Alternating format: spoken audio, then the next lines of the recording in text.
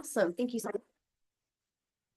All right, Johnny, would you like to do a little introduction really fast? Quick, hi, my name is Johnny O'Dell. I'm with Roosevelt County's Emergency Management. Antoinette Brzezowski, she's with the city of Portales Emergency Management. This is our third and final public meeting for the hazard mitigation plan. So you'll still have time to do the survey. So at the end of the presentation, I think there'll be a link for it. So I urge you guys to go ahead and do the survey. It only helps out our community for what types of hazard and gives you guys time to give your input. So with that being said, I turn it over. Awesome. Thank you so much. All right, my name is Shauna Payan. I'm here from H2O Partners. We've been contracted to do the hazard mitigation plan. And Antoinette, if we could start on the agenda slide, that would be perfect. I think it is the second one.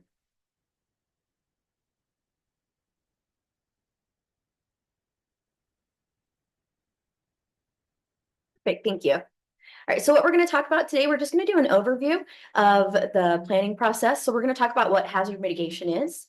We're going to talk about the purposes and the benefits of having that plan, the ways that the public can become engaged with the planning process. And if you have any questions, you can ask them throughout, or you can wait until the end. That's either way is completely fine.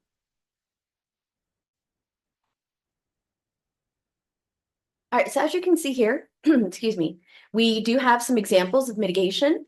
That top photo is it's essentially it's called a jetty jack. It's a levee, essentially. What it is you put it in fields, or you can put that up, and as the water is coming down with all the debris, the trash, any large branches, that will all get caught. And whenever that's okay, whenever that happens, the water is still able to flow, but all the debris that does not come through that, so it doesn't go get into the arroyos, into the channels, into any of the culverts.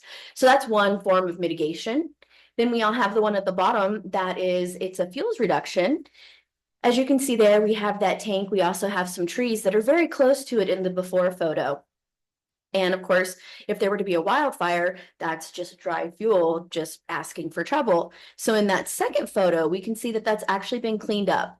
We see the tank is there, that the logs that were next to it, and that tree that's very close, those are all gone. So they've got this person or this community, they have cleaned up that area. They've reduced that dry fuel there, and they've made it much safer. So if there is a fire, there's not all that fuel on the ground that can catch on fire, get that tank, cause massive explosions, and put everyone in danger. And then here we have a rain harvesting barrel. It's essentially a rainfall type garden. You collect the rainwater in those little plates. It goes down into the barrel. And then whenever you're in drought situations, you can use that water for irrigation, or for if you have a small community garden, you can use it for that. So you're not going against any of your drought restrictions, and you're still able to maintain your community garden or whatever you're needing to do. And you're helping to save water. You're not utilizing that water unnecessarily. Excellent. So the purpose of the plan is to reduce fatalities and injuries. Anytime we have any sort of hazard events, we definitely could have the potential to have fatalities and injuries. So whenever you are doing mitigation, you're preventing and reducing those fatalities and injuries, and essentially making your community more resilient. So that's one of the reasons why we plan. We also plan because whenever there are disasters, whether it's a man-made or a natural disaster, you still have the potential, excuse me, the potential for economic impacts. So one of the things that mitigation does as well is it makes your community more resilient. So whenever there is an event, you're able to bounce back quickly as a community, and it doesn't impact your local economy as well. Next slide. So these are the hazards that we're profiling. We're doing 11 natural hazards and 4 man-made hazards. So for the natural hazards, we're profiling drought, expansive soils, extreme heat, flood, hail, high winds, land subsidence, lightning, severe winter storm, tornado, and wildfire. So all those are the natural ones. And then we also have the inclusion of the man-made ones, which are cyber attack, hazardous materials, infectious disease, and terrorism. So for each of these hazards in this plan, we are going to profile that hazard. We're going to describe what that hazard is, where this hazard can occur at in the community, in the county, in the villages, what have you. Then we're going to talk about any of the historical events related to these hazards. And we're going to look at the probability or the potential for these hazard events in the future. And that leads us to what the meeting was about today that we had with the planning team, which is the mitigation actions. So once we've profiled that hazard and we understand what it is, what it's done, what it could do, we also look at the ways that we can prevent that. So the mitigation actions that we talked about in the workshop today, that's in the process of being created. So we can create projects that will reduce that burden on the community whenever it comes to recovering from these hazards. So we can mitigate that and bounce back quicker. So this is the planning process that we've gone through so far. We've already done phase 1 and 2. That was organizing the planning team and getting the resources together. And phase 2 was whenever we came here a couple months ago, we talked about the hazards that we were profiling and the data that we had collected and what we had found so far.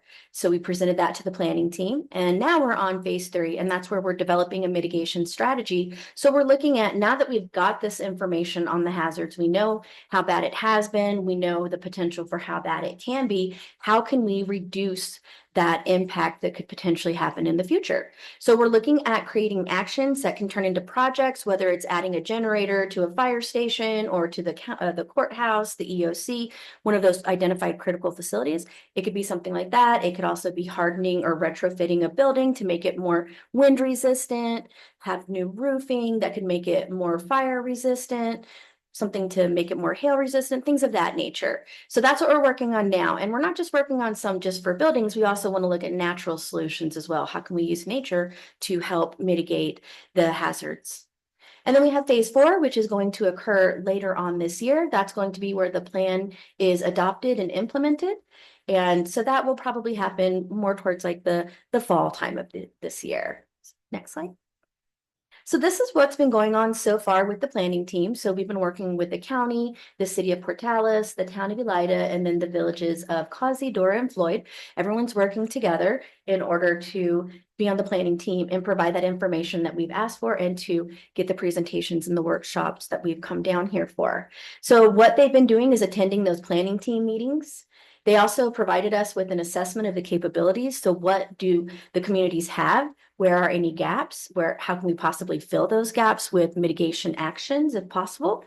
And we're currently working on mitigation goals and strategies. That's where the actions again come in at. So what can we do to help lessen the impact in the future from these hazards? They've also been doing a great job of posting in the public, whether it's at the public buildings, on the website, passing out printed copies of the survey, just so we can get that feedback from the public. So they've been engaging the public that way as well. Next slide. So these are the goals that we're currently working with. And the first goal is to protect public health and safety, because we do want to make sure that whenever there are any hazard events that we have life safety first and foremost at the front. And we want to make sure that we're protecting that safety of the community. So we want to make sure everyone is safe as possible. And by mitigating some of these hazards, we can ensure that they're going to be as resilient and safe as possible.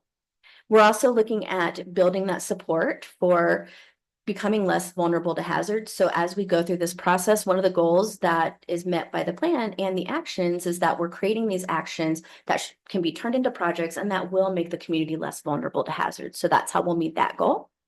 And then we're looking at increasing the public understanding and support for hazard mitigation, because oftentimes people don't know what mitigation is. They may have heard of it, they may not have heard of it. So one of the points of the mitigation plan is to provide education, and that's one of the actions as well, provide education to the community on how they can mitigate these things in their home, in their business. How can they help themselves be as prepared, even though this is not preparedness, but preparedness and mitigation really do work together and go hand in hand, even though they're two separate processes.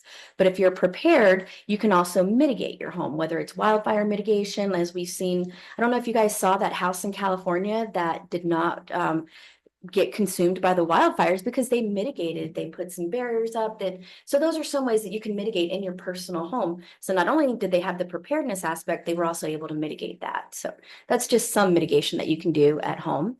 We're also looking at protecting new and existing properties here in the community. So some of the actions that we may come up with would be to protect those new and existing properties, whether it's getting property that currently exists out of the floodplain or maybe turning it into an open space, just something of that nature. So you're protecting what you currently have and what you are going to bring into the community as far as your subdivisions or new buildings can go.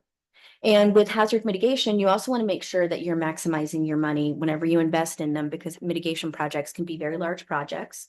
They may be very cost effective, but they may also be very high in price. So while they're cost effective, there is still a price tag that goes with it. And you want to make sure that you're getting the best return on investment in your community. So we want to make sure that whenever we're doing actions, we look at any alternatives, what's the best method, what is the best cost effective project that can be done in the community. You want to be cost effective because FEMA also does a BCA. So they want to make sure there's a good cost analysis there for it too.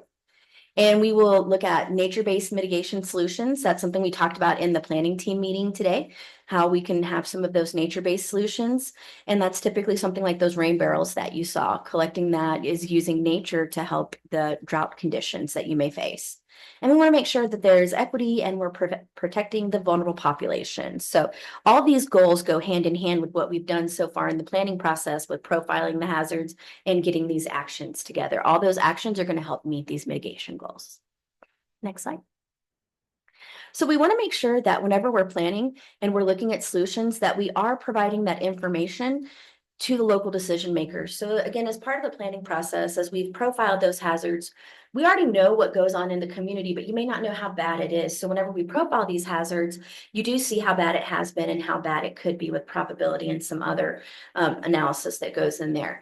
And with that, that's provided to the local decision makers so that they're able to see what's the top priority hazard, where are we having the most issues at, and that can help with local decision making. It can also help with maybe whenever it comes to the actions, how they want to prioritize those projects. So whenever those decision makers have all the available data, they're able to make those decisions as best as possible.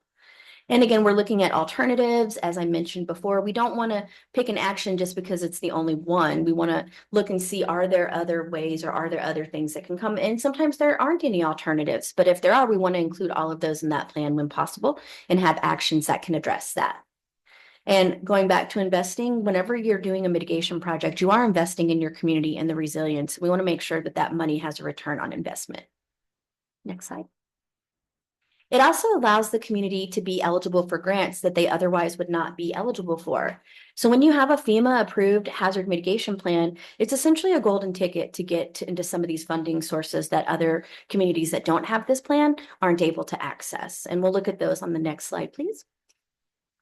So here we have the Hazard Mitigation Grant Program. That is the one that you will typically see whenever there's mitigation money available. Typically what happens is there's a presidential declaration that happens somewhere in the state. And at that point, 15% of that money that's been in that presidential declaration, that's set aside. And that's going to be available about 6 months later after the initial recovery and that has happened. You'll see about 6 months later, there'll be that notice of funding opportunity that will come out and it'll be available statewide. But with all of these, the jurisdictions that are impacted, those are the ones that have priority. But everyone has that availability to those funds. And then we have BRIC. That is done on an annual basis. That's building resilient infrastructure in communities. Typically, that is on a nationwide level and it is competitive. So it is points based. So everyone, whenever that grant becomes open, everyone that wants to apply for that will apply. It goes to FEMA headquarters and then they'll do the competitive aspect of assigning it points based on the application. And that's typically open from October to January every year. Then we have flood mitigation assistance, and that is available nationwide. And that is typically something that a lot of states get that help with any flooding issues that they may have. So I'm from El Paso. I'm not from New Mexico, but we have a lot of flooding issues. And so they have a lot of arroyos that they have gotten funded by that flood mitigation assistance. So it definitely works and they definitely cover big projects. So and projects can vary. They can be something very small to something very large. So this is a great funding source that, according to FEMA representatives that I spoke with from Denton, they said that a lot of their their states get funded by the FMA. So that's fantastic as well. And then we have the FMAG, that's the post-fire mitigation grant. And with that one, those declarations are, the dollar amount is based on the past 10 years of declarations. So that cost can vary as to how much that grant would be eligible for. But again, it's available statewide, and the impacted jurisdictions are the ones that have priority. And then we have the high hazard potential dam grant, and that is for grants that have been, or for dams that have been identified as high hazard and in specific conditions. And you do have to have them included in your plan, and there has to be a state plan as well. And as long as that criteria is met, then you could be eligible for that. And it gives assistance for repairing or even rehabilitating those dams, depending on what their status is. Next slide. And this is the hazard rankings. We actually showed the top part to the planning team today. We did not have the public survey included because that was for this workshop. But as you can see, they actually mirror each other quite a bit. The only real difference is with expansive soils. The planning team found that that was moderate, whereas the public surveys, they collectively had that listed as low. But as you can see, otherwise, for the most part, they all do mirror each other. So everyone seems to be on the same page whenever it comes to the hazards on both the planning team and the public. And there's always a little bit of leeway that you see on surveys. So for the most part, I would say everyone is in almost complete alignment with this. So that's actually really great, because that means that your people that you had to do the survey in the community are seeing the same things that the planning team is seeing. Next slide. So these are some of the suggested projects that came from the public survey, and that would be to protect and strengthen critical facilities. And we talked about this in the workshop today. One of the ways that that could be done with an action is that we can include retrofitting or hardening of critical facilities. So that will be something that will be an action that will be in the plan. I will recommend that, whether the planning team wants to accept it or not, completely up to them. But I believe that everyone was probably on board with making sure that the critical facilities are as strong as possible. And also retrofitting, again, it kind of ties right back into that protect and strengthening, just to make sure that those critical facilities and the infrastructure is able to withstand any of the hazards that could come their way. So again, with this mitigation money and the actions, we'll make sure that whenever we put those actions together, that we do address those. And to protect and improve the reliability of utilities, some of the ways that that can be done would be to potentially put the power lines underground. That is a long process. It can be quite costly, but again, we have actions that can help get that started should the planning team want to go with that. So they're definitely working on addressing that. And informing property owners of how to minimize damage to their properties. That was one thing that we also discussed in the workshop. And one way that that can be addressed is with the education component that comes with the mitigation actions. So we'll make sure that's included in the plan. And to disclose natural hazard risks during real estate transactions. And that would be something that I'm not sure how the planning team would address that, or whether it's already being addressed, but that's definitely something that we can look and see if there's actions as well. So all of these, the suggested projects, are something we can turn into actions and recommend that to the planning team. And the planning team they're really great, and they're very receptive, and they've already come up with some really great ideas. So we're going to have some good actions for the community, and they're likely going to address all of these bullet points. Next slide. So this is how you can contribute to the planning process. You can take the survey. We'll have the QR code up in just a moment. And excuse me. And then also, once we get to the drafting phase, that there will be a public copy that's made available. So we do ask that whenever that's available, that the public does comment on that. It'll be available on social media and the website. Do you guys post to your website as well, or just your social media? I'm sorry, I hadn't asked that earlier. We can. Yes. Okay, so whichever way you guys feel comfortable. I'm not quite sure. I just didn't want to misspeak or anything. So, so they'll make sure it's publicly available. So we do ask that the public takes a look at that draft plan and provides feedback. That's typically available for 2 weeks. And that feedback, again, is something that can be taken and incorporated into the planning process. And it is shared with the planning team. So they get all that information as well. Next slide. So this is the timeline that we're looking at. So we've already gone through the first 2 meetings, and now we're on public meeting number 3. So the next step is to submit the draft plan to the state. So that will be submitted in July. And if there are anything that needs to be implemented or any changes that come, because sometimes whenever you send it up to the state, they may come back with some revisions. So we have that in the August timeframe. So at that time, there will be any revisions implemented that come from the planning team or even from the state, and there will be a public copy that's generated. And at that point, it'll be posted on the websites and the social media platforms for the public to look at and to provide that feedback on. Next slide. And this is the contact information for our program. We have Heather and Rhonda. They are our program managers. And we also have Stevie, who is our outreach coordinator. So that's their contact information. You can always reach out to myself as well. We're always willing to help, whatever it is. If I don't know the answer, I will reach out to one of them. So we always want to make sure that we are giving you guys the assistance and getting those answers for you. And the next slide, please. And this is the survey. So on this QR code, you can get that with your phone and you're able to take that survey. So if you haven't yet, definitely make sure that you take that. It is still open for the next couple weeks, and all of that feedback is provided to the planning team. Earlier today, whenever we had the workshop, that was provided to the planning team as well, what we currently have up until this date. So it definitely gets back to them so they can read that. And if there's things that they believe it would be something great to implement, they can do that, or it could help them come up with projects that maybe they hadn't quite thought about yet, or even were aware of that there was an issue. So with that, that's all I have. Johnny, do you have anything? No, just to follow up, first of all, I'd like to say thank you for Ray Teo and partners and for yourself for helping us get this project started and having the 3 workshops that we needed to get done. What can we do to help? Again, participate in the survey, share your information, give your input, and ask questions. And if we can't find the answers, we can look for the answers and get them answered. Okay, so thank you. Yes, thank you. That's been great. And all that. Right, well, thank you so much. Thank you. And I love doing these workshops, whether it's the planning team or even the public. It's fun. So yes, if you have questions, we're always willing to help.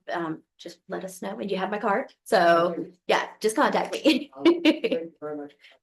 Yes. Yes, thank you. Thank you so much.